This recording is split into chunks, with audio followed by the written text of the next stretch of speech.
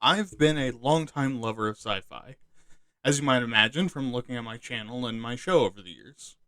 And one of the coolest part for sci-fi for me is all of the weird, wacko weaponry that we've come up with for our future. But are these weapons realistic in any way? Could we one day be carrying around laser rifles and rail cannons in our Vietnam analog? Or are we already at our peak? Let's talk about it on this episode of Waytat.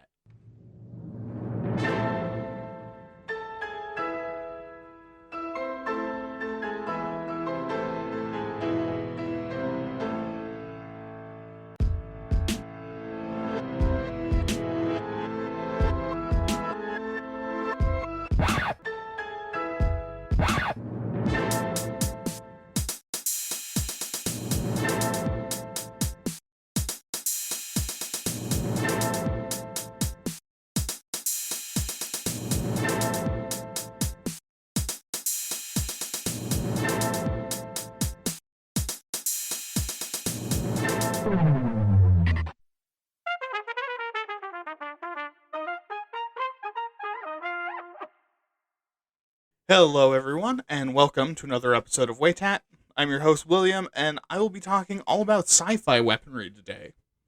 And, yeah, I'm really gonna have to expand the update corner before the next time, because we are absolutely running out of space. And again, as I've said on Twitter, I'm sorry for the delay. Unfortunately, we've all been sick here at the Waytat household. Some salmonella snuck in somehow, and we've been trying to recover from it.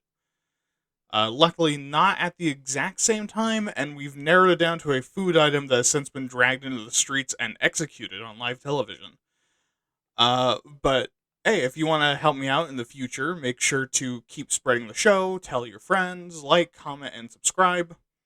Also, while you're at it, make sure to check out Mystic Luna on Shopify to help out the other victim of this horrendous illness. Also, make sure to check out Winkajika and follow them on Twitch, YouTube, and Twitter. But now that we've gotten all of our intro out of the way, let's get on to the show. Now, much like our armor bonanza that we had a while ago, our weapon bonanza is going to be in a few categories, and we're going to be going through the pros and cons. But we're also going to be talking about what these weapons would even do to you if it hits you, since, that's a thing that a lot of us sci-fi writers get wrong too. So, what's our categories? First is energy weaponry. These are things that shoot highly energized particles at targets that are not physical. Second are projectile weapons. These are things that launch a physical projectile, energized or not. And finally, we're going to do wacky weapons, which can either be one from above, but are just weird, wacky, and nonsensical. And you'll see what that means. So, let's get started with our energy weapons with the most popular kind of energy weapon in all of fiction. Lasers. These are directed energy weapons. They uses a focused proton beam to create a single tiny point of heat or overwhelm sensors. And how hot are we talking? Oh, nothing too serious, just about 1800 fucking degrees Fahrenheit, which is 1000 degrees Celsius if you're a scholar, which is enough to melt steel, by the way. Concentrated on a point essentially as small as you want. Now, we should quickly address the common thing that's done in sci-fi that we don't do in real life. Visual lasers. While they do look cool and everything and help your readers and audience see what's going on, the unfortunate reality is that it's a big strategic misstep. Because the reason why you'd want to have it is for shot tracking, which, hey, that is useful.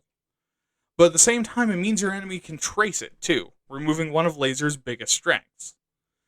Although you could do it and wouldn't really affect anything. And if you really wanted to track shots, you could just put a laser pointer on the end of it. But before we move on to actual pros and cons, what would this do to a human body? Well, have you ever seen water flash boil? Like put in the microwave and then toss something into it? Yeah, that, but it's your very squishy human bodily fluids. And since water, and thus most bodily fluids, boil around 212 degrees. Well, basically your entire body would heat to 1800 degrees Fahrenheit, and you'd experience something that scientists call, holy shit, that guy just popped like a fucking grape. But okay, let's talk about those pros and cons. Well, on the good side, lasers are in all practical terms instantaneous. Since it's photons, the moment you pull the trigger, it'll hit the target, assuming you're at normal fighting ranges and not astronomical distances away. Also, as long as the system is receiving power, it's a very cheap weapon to fire. They're also silent and have absolutely zero recoil, making them great surprise and stealth weapons, especially when using an invisible laser. And they're easily scalable, maybe even on the exact same weapon with different power outputs, going from temporarily blinding someone to blasting a goddamn hole in your head. Check your phasers, boys. Now, for the bad side, first, and unfortunately, you do need a shitload of juice to make laser weapons work, which is a problem if you just so happen to not have infinite energy. And this is going to come up a lot, by the way. Also, you're going to need some real beefers of a cooling system because the amount of heat you produce will also affect the weapon. Obviously not 1000 degrees Celsius, but it'll still get hot and burn your ass. They also can't be fired anything out of sight since it's basically just a straight line time to meet grandma beam, so any kind of support weapon or artillery is just out of the question. And then there's also the part about what if you miss? Because you're not just going to hit a wall or it'll soar off, lose inertia, and fall. No, it'll hit something or go sailing into the horizon until it gets dispersed. Meaning a strong enough laser cannon shot could just end up in space.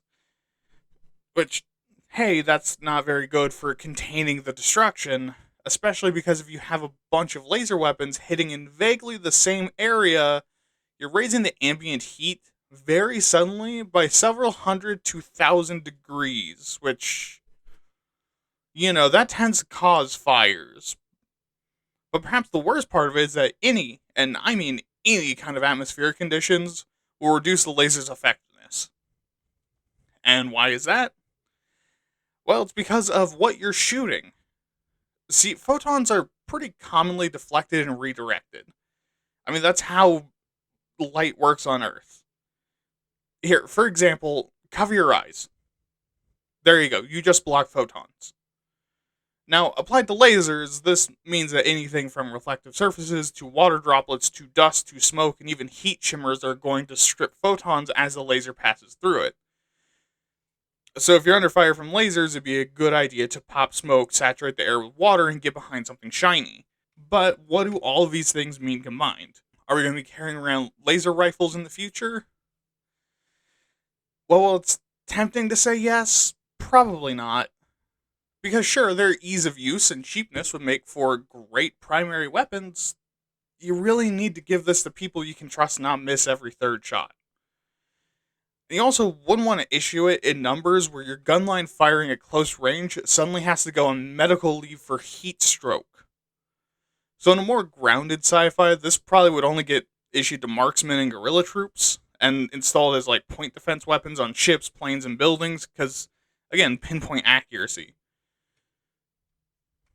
But now we move on to the next energy weapon, plasma. These are due that use a cloud or bolt of superheated plasma, the secret magical fourth state of matter, to launch at targets. Now, unlike popular depictions, these weapons wouldn't be a pure plasma bolt. Because if you have any experience with an air cannon or one of those goofy-ass stench launchers, they don't really have much of a range, if any. And that's because air generally doesn't like to be contained in a smaller space than what's available. And plasma, being more energetic than air, is even worse at sitting still. Phrased another way, air, or gas, is like a kindergartner in the kids section of a museum with the baby gate open. Plasma is a different kindergartner, except with an ADHD diagnosis, unattentive parents, and about 2 pixie sticks deep out of 7. So you need some way to contain that energy and keep it generally coherent. So you have 3 options. If you really don't care and just know everything vaguely in front of you needs to die, you can ignore the whole thing and just release a cloud of plasma. If you're okay with it turning into a ballistic weapon, you can use a magnetic slug, but there's a chance it won't stick too well to this either. So the third and most likely option is to generate a magnetic field in front of the weapon before firing, which can actually get you to a pretty decent range. And what would plasma do when it contacts the body? Well, as you can imagine, probably something very similar to lasers, but with a twist. See, because being shot by this weapon would cause massive immense burns all across your body, like third degree at best. But then even worse for you is that plasma is also an unbelievable conductor. Meaning if whoever shot you is a real asshole and fired ionized plasma at you as well, now you're also getting electrocuted. What a dick. Also, the reason why it's not, like, blowing you up instantly, even though it's hotter, is that because plasma is matter, it has to do a heat transfer. So it's a heat transfer vessel, while laser is just instantaneously turning a part of your body that hot. Anyways, now for the pros and cons. On the good side of plasma, the first benefit is pretty minor, but is kind of important in a sci-fi world. Electronic disruption. Since plasma is highly energetic and is very good at displacing electrons, when it contacts those tasty, tangy computer components, it'll fuck those up real bad. Now, since you're using a magnetic field tunnel, your plasma weapon is also going to be pretty accurate. And you're going to get a pretty good energy transfer too when it hits, because plasma is great at transferring heat and electricity, especially to solid matter. Which means, you guessed it, pretty fucking good damage. Now, given that you also don't really need a whole lot of matter to turn into plasma, and you're able to use air in a pinch, the logistics and ammunition costs and considerations for plasma is pretty low compared to most traditional weapons. Now, the last pro might not even be something you'd consider, but it's actually pretty clever. See, because the plasma, if you've ever used a plasma cutter, is fucking bright as hell. And that, combined with the rapidly expanding superheated gases that result at the end of the shot, can heavily saturate an area with heat, light, and probably a shitload of stuff that you don't want to breathe in. If only for a few moments. Which makes plasma ideal for area denial and blocking line of sight. So if your troops need to keep an enemy from re-inhabiting a particular section of a trench, focusing plasma fire there isn't exactly a bad idea by any stretch of the imagination. However, plasma weapons do have some pretty serious drawbacks. First of all, as probably one of several elephants in the room, is its exceptionally low impact force. Since it doesn't really have much, if any, mass to speak of, plasma doesn't have much of an impact. I mean, it's also not really going to, try to pierce through anything. Meaning, not only does it dissipate fast, but it's really relying on that heat transfer. Which, mind, is not an issue for lasers because it's turning photons into heat, not transferring it. Another elephant is how short range it would be.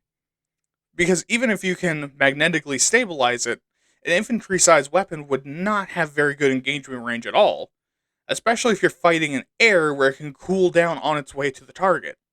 Then add on to that the massive power requirement to create enough plasma fast enough to shoot it, and the fact that the components you need would be very heavy makes the whole weapon kind of paradoxical. Short range, very heavy weapon that needs a big logistical tail for its power source, but heavily reduces the need for ammo. But there's another con. See, that whole area denial thing is all fine and good. But up close, where you'd probably be using this, suddenly using a plasma weapon becomes a massive heat hazard. In fact, holding it in any way that resembles a rifle would probably burn you without using protective gear. If you caught yourself in the blast, you're also getting third-degree burns. So then who is this for? Well, honestly, in all reality, probably no one. because a plasma weapon essentially catches because a plasma weapon essentially catch 22s itself out of most usable forms. So it'd probably only be particularly useful or even usable in a handful of ways. As a grenade or bomb, as a close combat anti-vehicle weapon of some kind, or mounted onto a vehicle to act as an anti-infantry and anti-light armor deterrent. Which, look, you're not going to need that last one unless you're dealing with some real crazy aliens that want to melee attack. And on to our next weapon, ion weapons. These are weapons that fire a beam of electrically charged particles to overload and disable electrical signals, which sounds like it would be good against machines and electronic targets. But keep in mind that you also work on electrical signals. So while yes, effective, especially against machines, biological signals can also be affected. And while sure, you can pretend that this creates some magical ion bullet, that's not what the physics behind this weapon would be. See, ions have a habit of releasing their ionic charge on basically the first thing they touch. They're real whores like that. So what this gun would do is basically release an unending barrage of ions in the direction of the target until you've quote-unquote burned an ionic tunnel through the atmosphere to the target to then deliver a good healthy dose of ions directly to the balls. Which, if that sounds slow, for a do, it is, but this could honestly happen pretty fast. And make the air spicy and smell like ozone. Which is probably a drawback, all things considered, but hey, if you're a freak. Now, what effect would this have on your body? Well, did you know that radiation is ions? Yeah, you'd basically instantly get a massive radiation burn and acute radiation sickness. Oh, and also electrical burns might interact chemically with some of your cells, and also just destroy whatever nerves it hits on the way in and out. Although in the last one, I don't know how much you're going to care, considering all the other things it does to you. So let's go to the pros and cons. Alright, so the first benefit, if you can believe it after all of that, is that you can make these weapons non-lethal. Now, that may sound weird, but it's because you can dial the amount of power you put into it. Meaning, you can make the whole radiation thing go from wumbo to like an x-ray exam. But keep around the whole nerve damage, surface burns, and nerve disruption. All of which is technically non-lethal, but probably wouldn't be used for something like policing. More like taking war prisoners. Now, secondly, is that it's extremely effective against any kind of electrical systems or anything that's conductive. Since you're basically randomly stripping and attaching electrons from things, meaning it can just cause massive, unpredictable damage. Third, it's very fast operating speed. Since ions can carry a charge at basically the speed of light, you're dealing with a ton of light speed interactions just one after the other. Which means you'll be on the same speed as laser weaponry, effectively. And finally, ion weapons would be very precise. If you stay on target, they will hit. On the bad side, they're slow to fire. Because you're needing to burn out this ionic tunnel in the air, meaning you're holding the trigger for a few seconds to a few minutes depending on the range. This also means that the best targets are ones coming at you, not moving or are too slow to get out of the way. Since if they move too much, you won't get a good shot. There's also the risk that if there's any kind of sudden deviation in shooting conditions, it'll just ionize whatever's directly in front of you, which is not good. I hope that's obvious. And of course, like all other weapons, the power bill. Because the amount of power here is pretty big, as is the amount of heat. And all of this combines into a weapon that will probably go the same way as plasma. Useful on vehicle mounts, or very, very close range. But ion weapons have an extra bonus. That since ions can be created and used more stably and with less energy than plasma, ionic torpedoes and such could actually be a possibility. Where the warheads of weapons are ionized or ionize the target, which could then make your shoulder-mounted rocket launchers not only incredibly damaging, but also cause electronic disruptions. But as its own standalone weapon, probably a bit unlikely.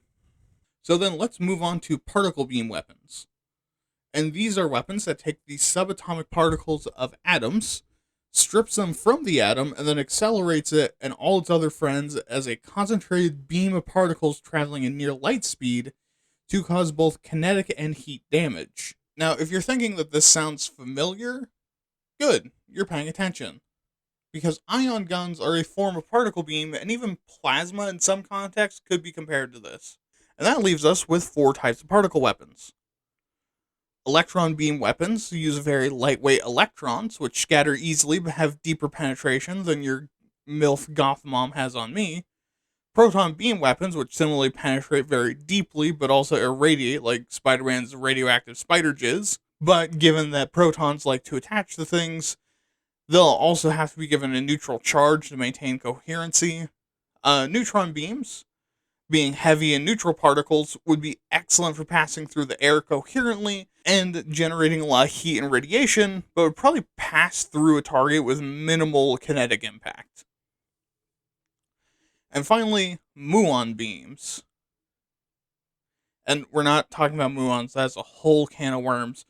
But they're like electrons, but heavier and very short lived, which would make them very coherent with very little spread, but basically the exact same benefits. Now, let's simplify. Let's simplify back down again. What would a particle gun do to your body? Well, given that's just dumping a shit ton of energy, the first thing that would happen is the immediate impact area would probably just vaporize.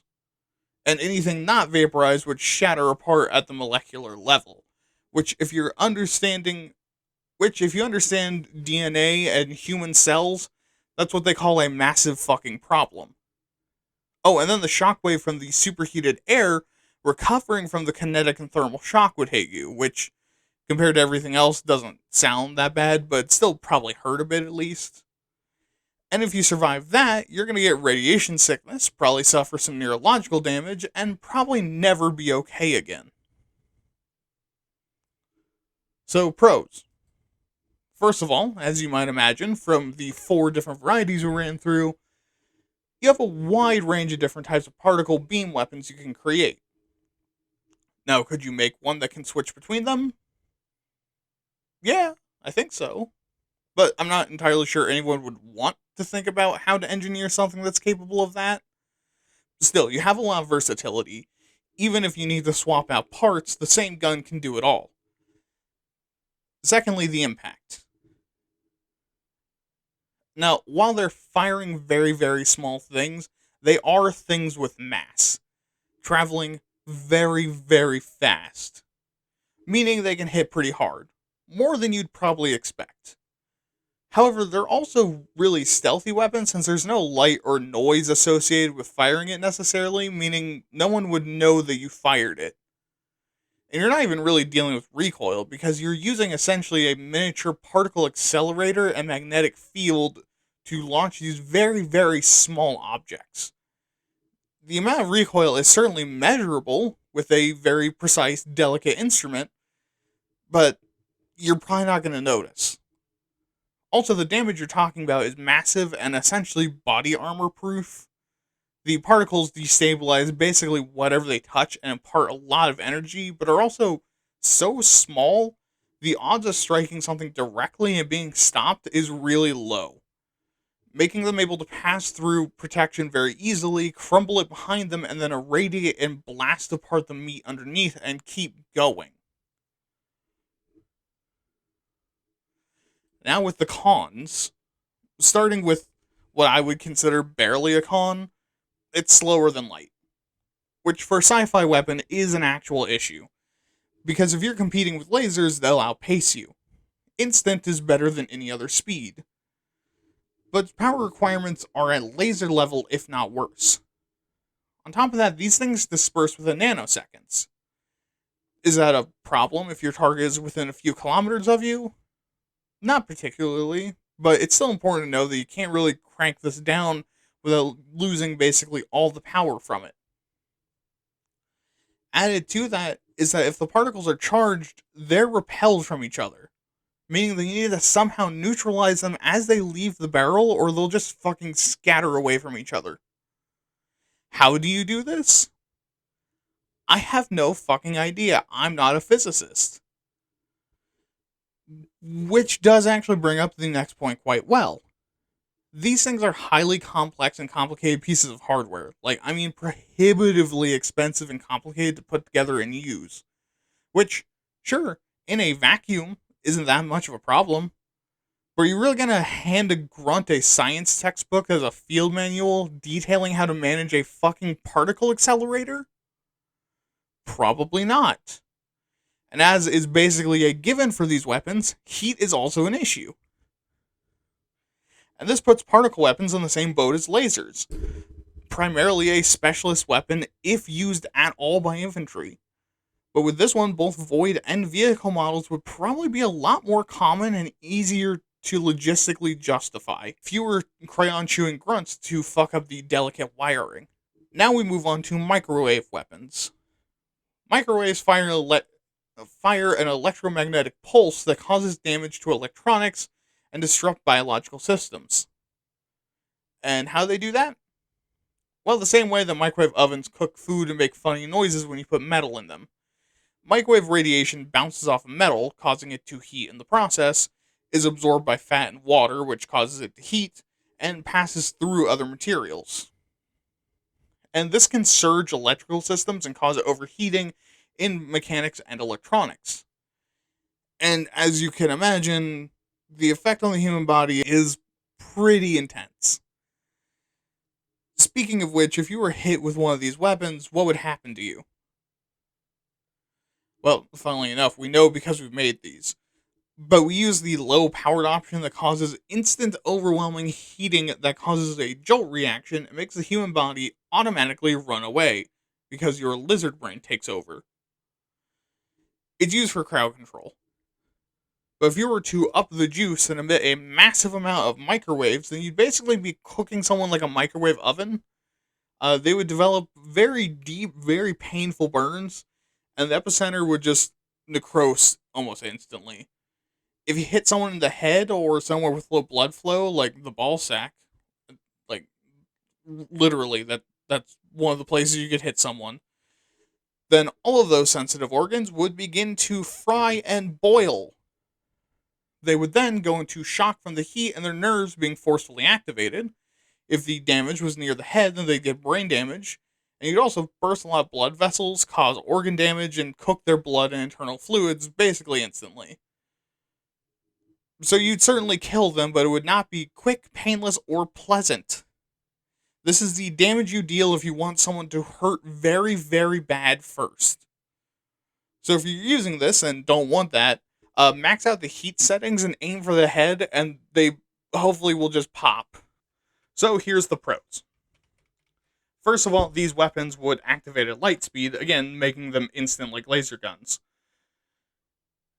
Again, if we're competing against lasers, this is very important. Although these ones really don't have the instant effect that lasers do. Now, also, because heat is less of a concern than the other weapons, the ammunition is essentially endless. You really don't ever have to stop firing as long as you have power. They're also very cheap, especially compared to other methods of electronic disruption and crowd control.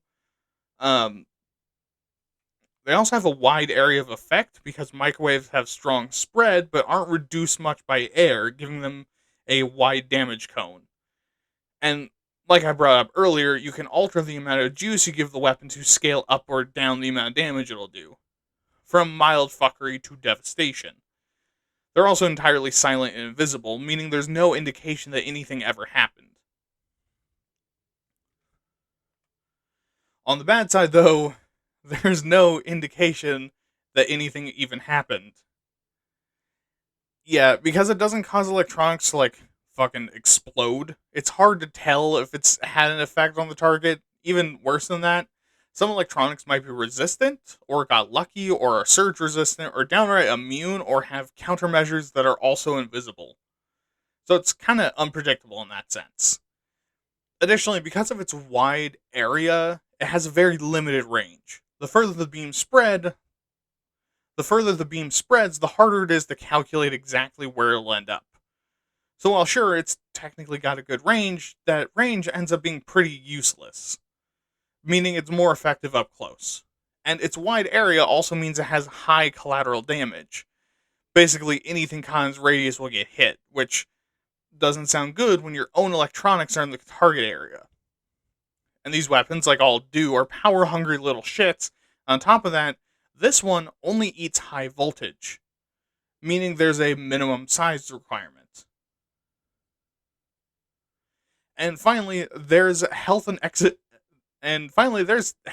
ethics concerns about using this thing. Because a slight miss or a little bit too little power, or someone just so happens to have some microwave resistance for some reason, they won't die instantly. And if it's used non lethally, we don't know what the long term health effects and damage is yet. So it's very risky because you might end up causing way more harm than what you want to. So this all probably means microwave weapons are best left as anti-electronic, vehicle support heavy weapons, or vehicle-mounted weapons. Getting your grunts to wield this probably isn't going to do too much, since infantry aren't normally fighting fully electronic enemies, have the reflexes to target in-air missiles or drones, and the power output that you would need to kill biologicals puts the weapon at too big for infantry to use. So it's probably better off being strapped to an APC and using it as point defense against drones and missiles, which actually might be the reason why in your sci-fi that drone warfare isn't used very much. Because in our real world, we're looking at right now the strong possibility that drone warfare is the primary form of war moving forward, and maybe the existence of this weapon justifies why there's no drones in your setting. Alright, and the last of our energy weapons, arc weapons. Now, these weapons are basically Zeus cannons. They launch a bolt of electricity out of the end to hit the target. But is that possible? Yes, technically. There's two ways this weapon quote-unquote works, and only one of them would actually work in real life. Could we create something that builds electricity until it arcs out of the end in a massive thunderclap and a lightning bolt shoots at it and motherfucks someone in the head? Yes, but be very inaccurate and you'd have no control over it whatsoever. Because it's going to try to ground itself as fast as possible, which probably means it'll go out a ways and then unpredictably ground itself into whatever is close enough to the arcing. Or it would go back into the gun and through you. But the second method is one we've created in real life. The LIPC, or Laser-Induced Plasma Channel Weapon. This weapon basically shoots out a laser beforehand that reacts with the air to superheat it and cause a channel of highly conductive plasma before discharging electricity into that channel to electrocute the target. And since they tend to be very attracted to conductive materials, and we use this nowadays to destroy bombs, mines, and disable electronic systems. And since they tend to be very attracted to conductive materials, that's mostly what they're effective against. And, yeah, this would basically just be like getting hit by lightning. I don't think I need to go too in-depth on the damage here. You have seen what that's like. So the benefits of this is that, firstly, you're still engaging at light speed, since all these interactions happen at that speed. Each individual shot is also very cheap, especially compared to kinetic rounds. And you're also able to scale the shots up and down very well, with smaller varieties causing minor electroshock to larger varieties causing catastrophic damage to armored vehicles. Also, because it's attracted to conductive materials, you know it's going to hit a vehicle or something electronic and not just suddenly veer off course because there's some juicy, tasty background radiation or something. And because of this precision, you're going to be able to put it exactly where you want it, unless you're trying to be cute about it, you're trying to hit a specific part of a vehicle that might be less conductive than surrounding parts. Like trying to shoot out someone's headlights for some reason. And like other energy weapons, it has a pretty low logistical overhead. On the downside, a LIPC could be very environmentally sensitive. Weather conditions, atmospheric turbulence, particulates, and intentional interference can all intercept the laser, disperse the plasma, or discharge the electricity. Which is why in the real world these are very short range tools that are used like handheld. Now, while they require less power than lasers, they still require a lot of it, and they're vulnerable to countermeasures. From things having proper grounding to high electrical resistance to reduce or negate the effects. And if you wanted to overcome this, you'd have to increase the amount of time the target is getting hit or the charge to deal good damage. Both of which your opponent can try to get away from. There's also issues with the development and complexity, because trying to make a version of this that works at long range is really difficult, especially one that's still viable, which makes it very expensive. And then on top of that, because of how heavy, mechanically complex, and how prone they are to ionizing themselves and burning out, they're not field feasible in their current design. Which unfortunately means that while it'd be sick as hell as a weapon, it's probably better off as an engineering tool and for bomb disposal. Or, hell, a good tool for your engineers to have on hand to disable point defense, turrets, and heavy energy weapons while everyone else is focused on soft targets, because this thing should not be going for soft targets. And so we round out our energy weapons and begin our next category, projectile ballistic weapons. These are weapons that are mostly going to do their work with kinetic force and are basically different ways to get a very heavy, small thing very fast, very quickly. So first is the railgun. Railguns are guns that basically consist of two parts: a twin electromagnetic rail and a magnetically conductive ball.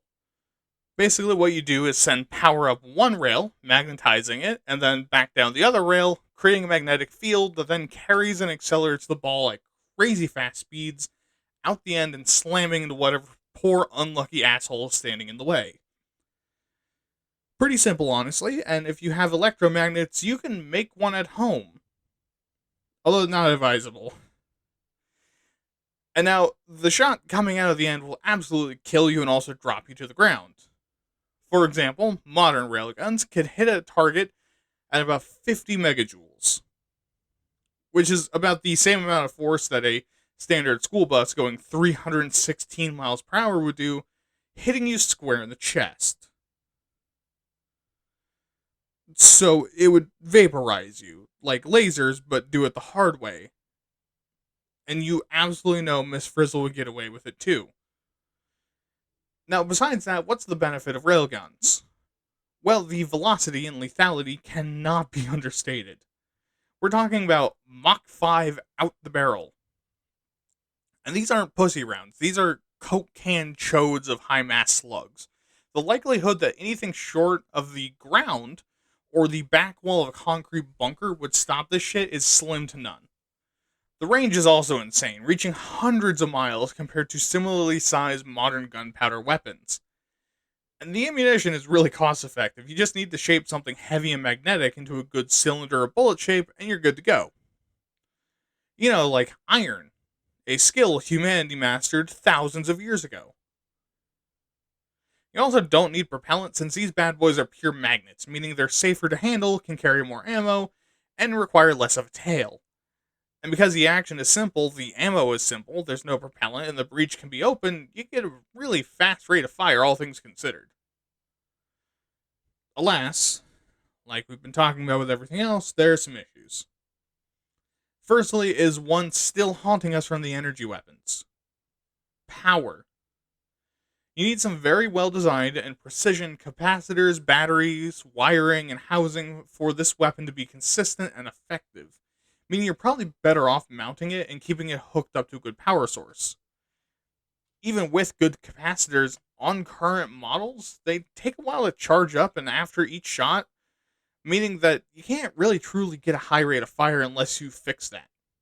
And even if you could, the magnetic fields, friction in the barrel, the electrical discharge, all create some pretty significant heat. Meaning the firing rate would still be forcefully lowered and you'd want to keep them cool. But you're also going to want to replace the barrels often, because, like I said, these guys have some crazy friction. Combined with the pressure, magnets, heat, and constant charging and discharging, the barrels would start getting unsafe pretty fast. So you'd be replacing barrels pretty often over the course of a campaign, and all this makes the weapon really bulky and wasteful. Add on to the fact that the more juice, stronger magnets, and longer barrel, the better, which just adds to the bulk. So a theoretical infantry weapon would be a pain in the fucking ass to carry around with you, and you'd probably end up losing it pretty fast anyways. Which again just implies that these things should really be mounted. They'd get easier access to logistics support, be able to be bigger. It can also be a big fuck off warning to stay away or face the wrath of God in anime. Of course, these would still be really good infantry weapons if we managed to figure it out. The likelihood we'd bother, though, is just small. Which kind of takes us to Gauss or coil guns. And these are technically two separate things, but are essentially just a methodology difference for the same concept. These are weaponized Newton's cradles. If you're not familiar with the concept, it's that inertia is preserved between objects. So in the case of a Gauss gun, you basically have a line of balls in the barrel, and the back ball, the trigger ball, is released, which is then attracted to the magnetic ball next to it, and that impacts the ball next to it, and so on until the effect of the magnet is minimal and the ball at the front is launched. Coil guns are the more practical application of the same idea, where basically the magnets are coiled around the barrel in their own separate housing, and as the shot is launched forward, it gets carried forward by the magnets around the coils, eventually launching it out of the front while the magnets return to rest. So basically, instead of moving the trigger ball, you're moving the magnets instead. And this would be pretty similar to just getting shot, so we're not going to talk about the damage or the effects.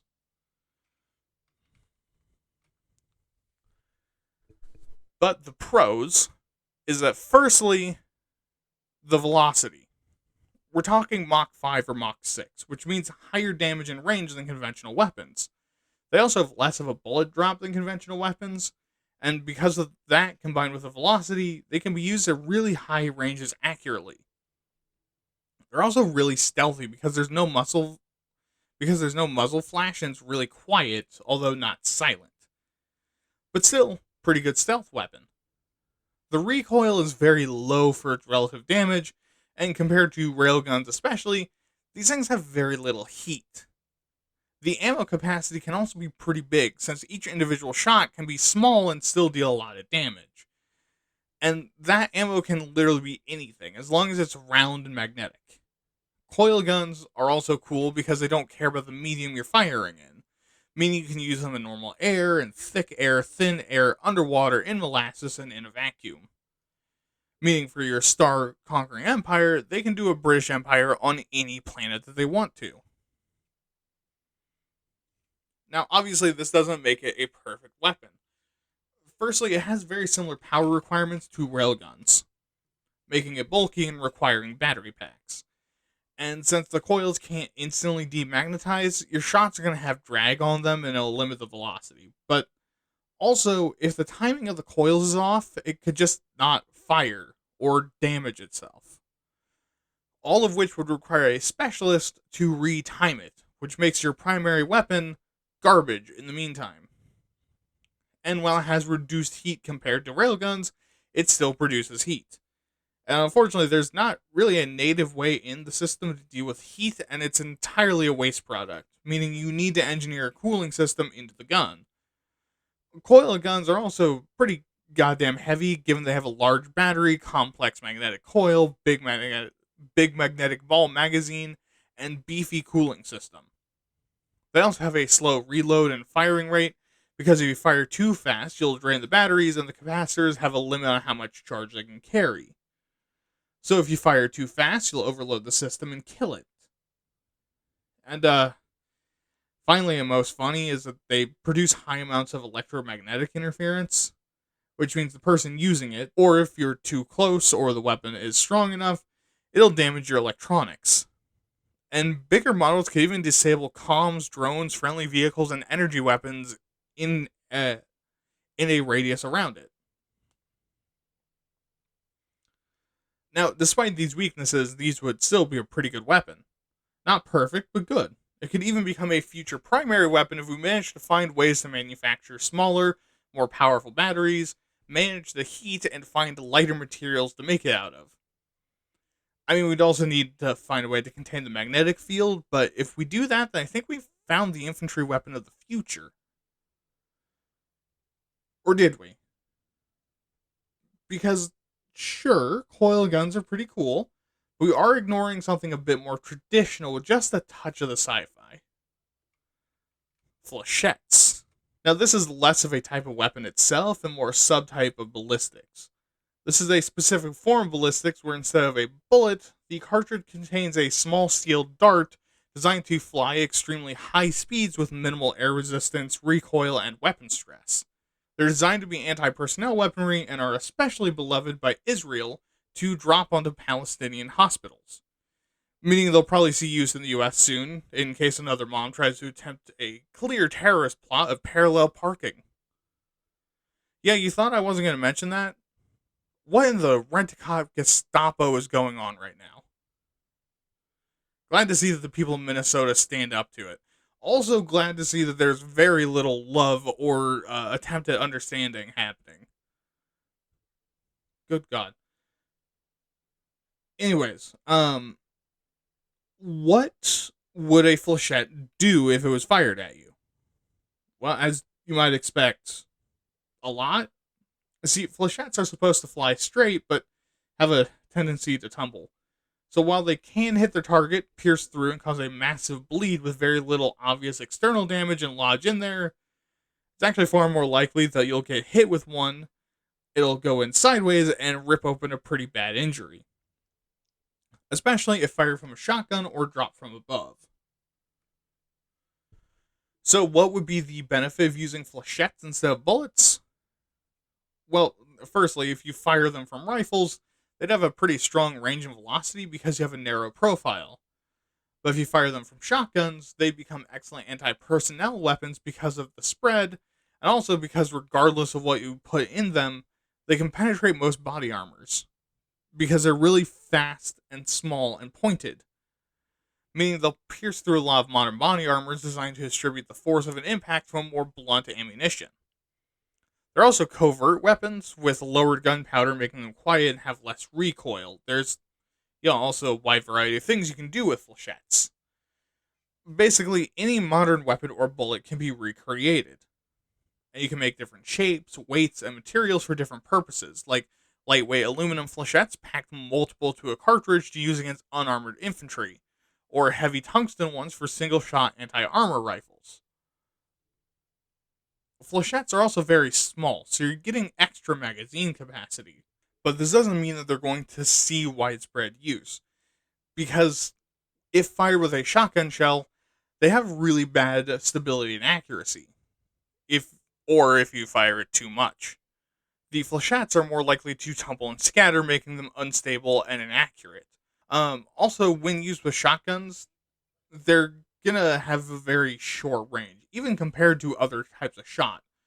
Now, while it still does make them dangerous, because, they're still firing out, if they're tumbling, their range is greatly reduced. But in general, taking all kinds of weapons that you can use with flechettes, they also have issues with being low mass and lightweight, meaning that they're more likely to bend and break on impact than just piercing through hard armor. Machining them is also very complicated and costly, and the firearms that would work best would also be more costly and complicated to make. Combined, they also, for most roles, are kind of suboptimal, especially compared to a solid shot. Those tend to work better, honestly. So, will it replace our standard firearms? Probably not.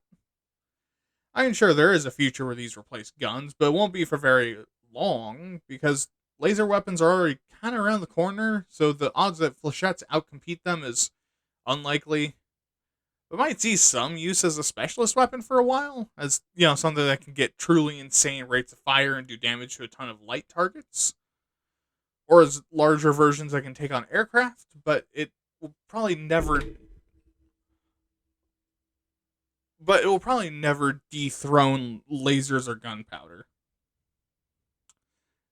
Speaking of which, ballistic weapons, or traditional ballistic weapons, or uh, bullets, ballistics, we're just going to call them today, are the same weapons that we use today. They use a combustion reaction in an enclosed space to accelerate a bullet at massive speeds directly into the vital organs of all right pundits. Also, if any of them die right after this episode, I did not tell anyone to do that. I'm just making an obscure reference to a Minecraft server that I play on. Now, here's the thing about ballistic weapons. These are actually surprisingly effective for what they are and how long we've had them. And the likelihood that there's much in the galaxy we can harness that comes close to this efficiency is unlikely. But before I slob the knob too much, let's talk about pros and cons. I'm assuming you know how well they work, given, the world. So the first benefit is that there's a lot of range and accuracy in these weapons. I mean, most rifles have a range of about 1,000 yards. Although, that part is without much accuracy. While it's lower than some of the weapons we've discussed, it's significantly more than most of them. Also, assuming you know what you're doing, you can usually put it exactly where you mean to. It's also a lot of force and energy for what you're putting into it. Gunpowder weapons and traditional ballistics have insane firepower for their relative energy. For context, the same amount of energy going into a laser wouldn't even be noticeable, but it's enough for a 5.56 round to kill a man. They're also highly versatile, even going super sci-fi. Bullets can be made of different materials, cased or caseless, different calibers or sizes, can be jacketed or naked, filled with explosives, be a fucking gyrojet as stupid as that is, be coated in something, use different combustion methods. And all of this is before we talk about the guns themselves. The sheer massive variety you can have with these guns is so much that you can tell a gun nut a year, brand name, designated title, and chamber of a weapon, and they still need more information before they can even picture the gun you're talking about. Now, besides that, they're also highly resilient to environmental conditions, and depending on the weapon, can be extremely abused, mistreated, and buried, and then be dug up and not fire, because the gunpowder got too old. They're also capable of massive damage, and are very light to carry around and are easy to use. Especially compared to a lot of the shit we've already talked about. Of course, not to suck the Glock, let's talk about why we'd want to replace them. Besides them being boring. Firstly, guns are expensive. Like, start to finish, from design and concept through to manufacturing to distribution and logistics to the individual troop maintenance. Guns are not cheap weapons. And while yes, you can make one in your garage with literally 3 power tools and one of them is optional if you're real fucking nuts, to use them in a military sense takes a lot of time and money. They're also pretty complex to design, and modern guns have a lot of moving parts, which makes them such good weapons, but it also means there's more that can go wrong. And it makes the maintenance very important, because sure, if nothing goes wrong, a lot of guns can keep operating after decades of use. But the more parts you have, and the longer they serve, the odds of nothing going wrong grow smaller. Meaning there's more maintenance involved than something like a coil gun or a plasma thrower. These are also weapons that require specialist training to get really good at, because of the recoil, complexity of maintenance, danger in handling them, and proper usage techniques. You need to be trained to handle these weapons as well, more than you would for simpler to use weapons with less recoil. These weapons also have a pretty big environmental footprint. And while you might think that I mean in mining resources or think I'm a libbed up pussy, that's not what I mean. While yes, the manufacturing has some big environmental impacts and the manufactured gunpowder can cause harm if not done correctly, I actually mean usage. Because one, gunpowder residue is not great just to have in the air and water, which happens with very heavy usage of gunpowder weaponry, like what would happen in planetary invasions. On top of that, the amount of metal, i.e. brass, that would litter the ground in the case of massive world-scale invasions would cause a massive mess. And the lead causes both, because every time you fire a gun, a tiny amount of lead gets released into the air, and then probably into your lungs. Also, the bullets that they miss don't just despawn. That's now a clump of lead out there somewhere. And because of that, because these weapons cause increased destruction and penetration the bigger they get, you also risk a massive collateral damage risk. So, really, if you want the world you're conquering after the fact, the amount of cleanup you'll be doing from firing ballistic weapons alone is a lot. Now, as you can probably see from the pros and cons list there, we're not getting rid of these things anytime soon. Because they're efficient, effective, easy to use, easy to store, can be used just about anywhere humans want to fight for things, and we know what they're capable of. And that cons list was mostly nitpicks and no shit kind of answers, but it's important for your sci-fi stuff to keep those in mind. Once a galactic power reaches a certain size, using primarily ballistics will become a less and less viable option. But that's it for the ballistics. So let's round out our list with the weirdest fuck weapons. These are going to be even more speculative since we're pretty sure that we could maybe at some point use these, but that's really unlikely. And we're starting with antimatter. Antimatter weapons are weapons that use a tiny bead of antimatter to interact with matter. And if you don't know, antimatter is a substance proposed to explain why our calculations say there's both electrons and negative electrons at the same time. I'm not sure, I'm not smart enough to understand, but these are the same calculations that have proven black holes, and we've also found some and created some antimatter. But the substance reacts violently with matter, turning it directly into energy and annihilating both the matter and the antimatter, which, if you know the amount of energy the matter contains, is a lot. Like 0.3 grams of antimatter is enough to create a blast about the size of the bomb dropped on Hiroshima. So if you got shot with antimatter, well, let's just imagine that. Antimatter hits you in the upper bicep, and now you and your entire squad no longer exist as reality jitters like a Bethesda game hard crashing. So what's the good parts of using antimatter as a gun? Well, it's very energy dense. It's essentially a one-hit kill on anything that you can hit. Literally. A few dozen molecules of antimatter can bring down just about anything. And it's not like you're going to face something you can't kill. They're also relatively clean, energetic reactions. There's no lingering radiation, electromagnetic or otherwise. Which, hey, that sounds pretty good, but yeah, that's it. That's all the benefits you're going to get out of this. So let's talk about why it sucks. First of all, the astronomical expense. While we've only ever technically made 1 gram of it, it was worth about 62.5 trillion US dollars in 1999. Nowadays, we're looking at $121.25 trillion, which is about 27% of the entire world's total financial assets.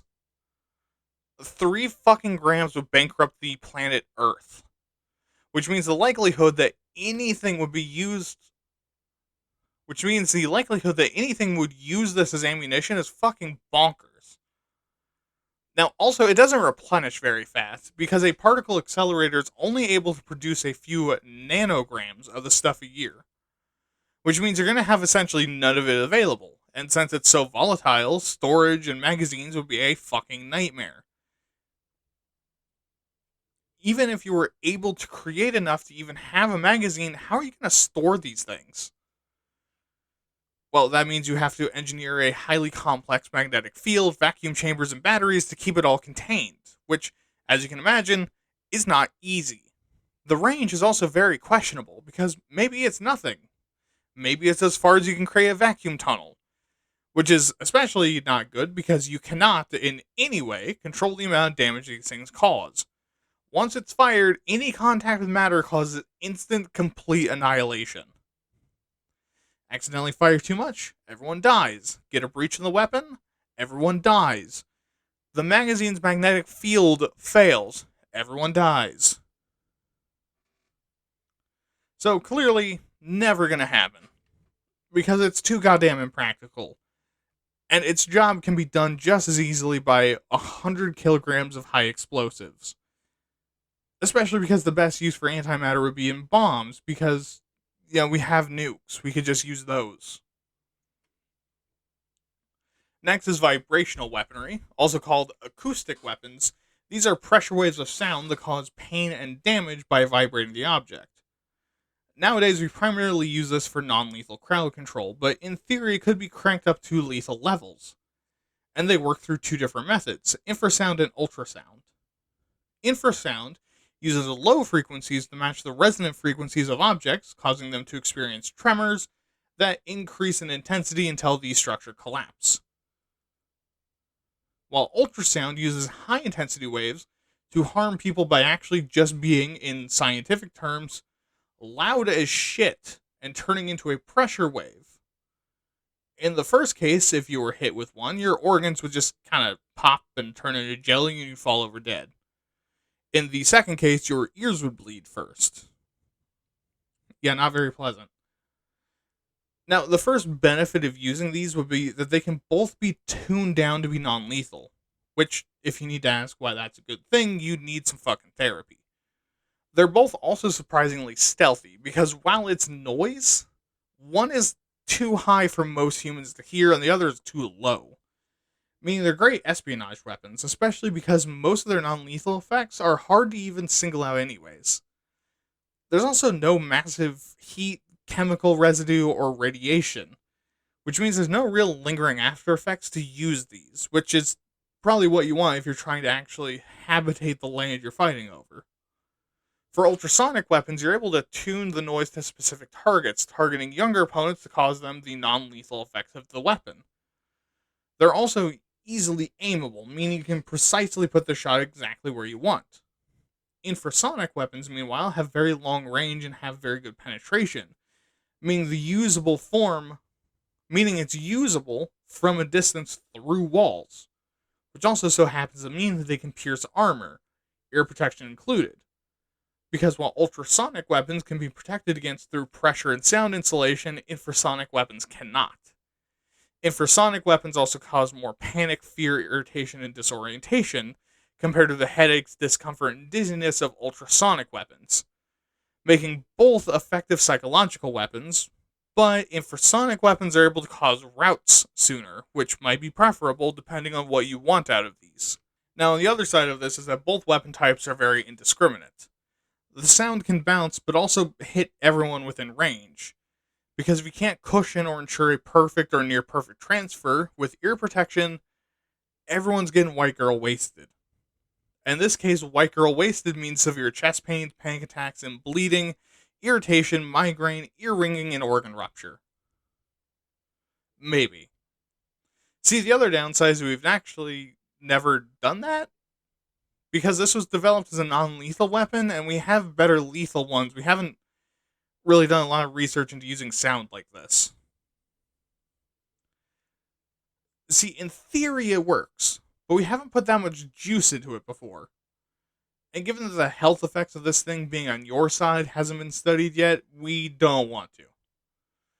So in practice, it could just do nothing. And of course, they're hard to control. Infrasonic weapons have the specific problem of causing pretty substantial structural damage too, so it's like a flamethrower, but loud and also spraying fire in every direction. Why do we want this exactly? Ultrasonic weapons, meanwhile, would be very short range, and the only way to make sure its range is high enough to matter would be to give it a whole lot of power, which, at that point, just use a laser. So is this ever going to see a usage? It's possible, but I don't see it. While it's kind of cool and silly in the 40k kind of way to kill people with the skeleton trumpet sound effect, bass boosted out the ass, it's very hard to justify ever producing lethal versions because the exact thing that makes them good is also what makes them terrible for everyone around them, especially the operators. Which more likely is that these will be the future crowd control rather than military weaponry. And now, finally for today, we have graviton weapons. These use theoretical graviton particles to attach to the molecules of the target, effectively increasing their gravity by some massive amount, to the point where it kills you. And this is entirely the realm of sci-fi. We're not even dealing with things we know exist, but assumedly getting shot with this would be a big squish, and then you're dead. Now, on the good side, you can get some pretty extreme force out of this thing. Not like instant enervation force, but using an object's own mass against it is a pretty good way to cause some really serious damage, especially to the internal structures. And because of that, it not only bypasses armor, but makes it an active detriment, which also means it's pretty good at crippling vehicles. Now, real life isn't 40k, so it's not like the other ways to kill vehicles cause them to catastrophically explode, but still pretty dangerous to kill one. So is this method safer? Nominally, but it's not like the vehicle is all that unstable. Now, much like other weapons we've discussed, this is void usable, but its void usage actually makes it a lot stronger than them, because you can suddenly make spaceships, not designed to exist within a gravity environment, now be crushed under the weight of itself, something it was not designed to sustain. Of course, there's a pretty significant issue with graviton weapons. Where's the gravitons, Mansley? Yeah, we've never actually found gravitons. We don't know where they are, and if we can even harvest them. But if they're the particle in charge of causing gravity, well, what happens when you take them away to use them for something else? And assuming that we could harvest them, it's not like they just stop working when they're gathered. Because if they make gravity, then obviously they're going to be insanely heavy in the magazine of any weapon that uses them. Because the weight of the weapon would be equal to the weight of the gravitons can increase things to, which is not helpful. Same with the range issues. It'd be very difficult to get the gravitons to get anywhere. And this ignores our normal power concerns because the amount of energy you would need would be as much energy as is required to counteract the energy of the gravitons if you don't want to weigh literally the size. If you don't want to weigh literally as much of a planet, and also to shoot them, which that combined might be more energy than what is on the planet Earth. And once it's out of the weapon, well, you can't corral gravity, so it'll just kind of do its own thing, meaning you have zero accuracy, precision, or control. So of course we end off with a weapon that will always be sci-fi, because even if we could make this, it wouldn't work, and the odds that we could even build it is lower than my flaccid dick, which is to say, micrometers from the dirt. And with that, we've reached the end of our very long episode. Again, sorry for the delays. This has not only been a bitch to research and write and record, but getting sick and everything on top of that, and also, I'm finishing this during my week-long vacation. It's, yeah. Funnily enough, most of our ideas for sci-fi weapons are actually fairly reasonable and possible, assuming that we keep getting better and better battery technology. It's also kind of cool to think about a lot of the sci-fi weapons we write about already being around. Anyways, thank you so much for watching and listening. Hopefully next week we'll come back with a shorter episode. If you have opinions, improvements, corrections, and anything else you want to talk about, comment below or email me at waytappods@gmail.com. And remember to like, share, and subscribe for more. And follow my podcast feed for audio versions, and come back next time when we talk about dragons and why they're so scary. Have a good night, don't murder, have fun, and remember, always turn your weapons to Wumbo. This has been Why Aren't You Talking About This? And I've been your host, William. Good night.